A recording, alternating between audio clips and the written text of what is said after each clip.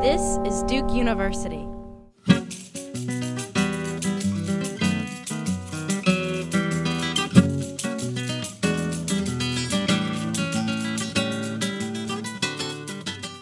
I first went to Brazil when I was a graduate student at the University of Chicago. I have spent time in Latin America. I'm actually a second-generation anthropologist. I found the journalistic coverage in the United States of unrest in Brazil to be really, really poor. And so I did some writing to try to clarify and explain why the takes we were getting on the World Cup were so poor. Dystopian accounts of inequality, repression, and violence soon came to dominate internationally circulating accounts of Brazil. When reporting wasn't merely fluff, which much of it was, World Cup coverage in the global North press was overheated and macabre. Why? Well, the last year and a half saw the emergence of large-scale protest movements of clear importance in Brazil, and the World Cup was an important target of their criticism. But the macabre emphasis on violence and failure has obscured much more than it has illuminated about these movements and about the real violence and social conflicts in contemporary Brazil.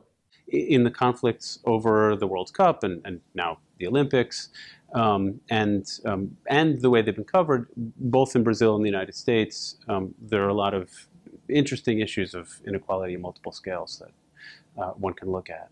How is Brazil good to think with in the United States and vice versa? Consider the multiple uses of brazilification.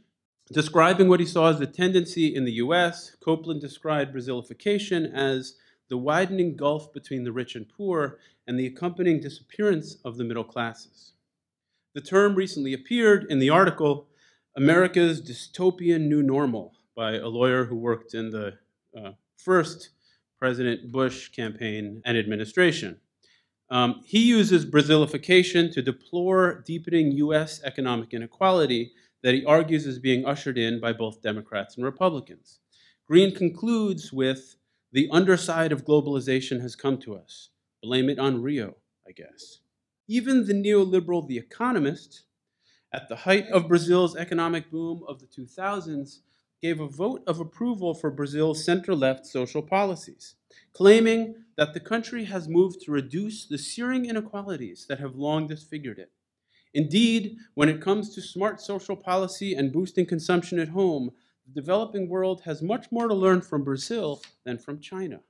Of course, this was all followed a few years later by a return to Brazil as dystopia discourse, with the headline, Has Brazil Blown It? Indeed, for much of the 20th century, up until the mid-1960s or early 1970s, Brazil was regarded by many African-American intellectuals, many political progressives in the United States, as a model of harmonious racial mixture that might be emulated by the US. More often today, however, when Brazilification is taken up by English-language authors of both the left and the right, and concerned with matters of race and ethnicity, it is used to imagine dystopia. So the region is Maranhão, which is a border state between the Northeast and the Amazon. It's technically, the region I study, it's actually the easternmost perimeter of what Brazil's military government once designated the legal Amazon. But it's also part of the Brazilian Northeast. And it's where, under that military regime, and this was conceived in 1980, Brazil put the hub of its satellite launch program. The best place to launch satellites from in the world is the equator, and this site is just 2 degrees south of the equator. No satellite's been launched from the site for interesting and complicated reasons, and it's part of a long-standing developmental project for the Brazilian space program. The base is controlled by the Air Force, and so the Air Force has technicians. It's the Air Force in Brazil that's responsible for building the rockets that are supposed to launch satellites. And then there's also a civilian space program, which also has technicians on the site. Like the World Cup and the Olympics, Brazil's space program was very much focused on inequality, but inequality at an international scale. It was part of and remains to a significant degree, part of a project to make Brazil a great power on the world stage.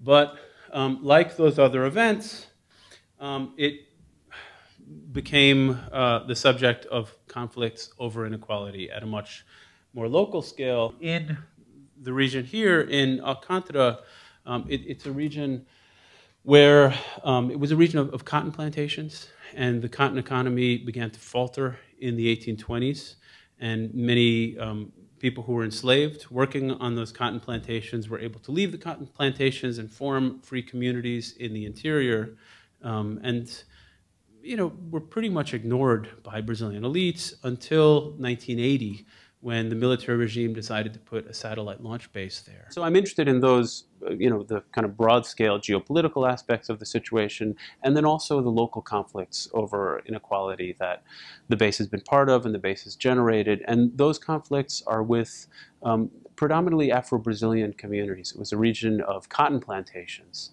And the cotton economy began to decline in the 1820s, and many free communities began to form in the midst of a slave society. Slavery wasn't abolished in Brazil until 1888. And in recent years, those communities have mobilized around the land rights granted in Brazil's constitution to maroon-descended or remanescentes de quilombos, de comunidade de quilombos, maroon-descended escaped slave and slave-descended communities. And so that's precipitated a real transformation in people's conceptions of ethnicity and race, which I also am interested in and write about. People have really transformed their conception of politics, their conception of ethnic identity, their conception of their own interests, as they've mobilized around land rights that granted in Brazil's constitution. And so there's been this real transformation of politics in the region, which now kind of stands at a stalemate. People have managed to maintain on their lands. They are very firm about not leaving that land. People in the region are very assertive of their interests as kind of groups with coherent interests in a way that simply was not the case 20, 30 years ago. Some of the conflict over inequality that we're seeing in contemporary Brazil results from many decades since the end of that dictatorship of mobilization around issues of inequality in the region. And understanding that is much better than the kind of savage slot utopia, dystopia that tends to characterize US takes on the politics of inequality in Brazil. I think students are very easily made fascinated by Brazil, even if they come into a class in the United States without knowing much about Brazil. And one important reason for that is, at least if you squint and don't pay attention to the close details, Brazil seems so similar in significant ways to the United States. Brazil is a proximate other, similar in its historical formation to the United States, yet mysterious and different to the Anglophone gaze. It is continent size and seems to have white people, black people, Amerindian peoples, and immigrants from all over the world. It was forged through slavery and European conquest and colonization of Amerindian lands. How could Brazilians and US Americans not look to each other as models and mirrors? And for that reason, I think Brazil is great in an anthropology class where one is trying to get the students to reconsider their own taken for granted assumptions about, in this case, the United States, because Brazil is so similar, but also in significant ways so different.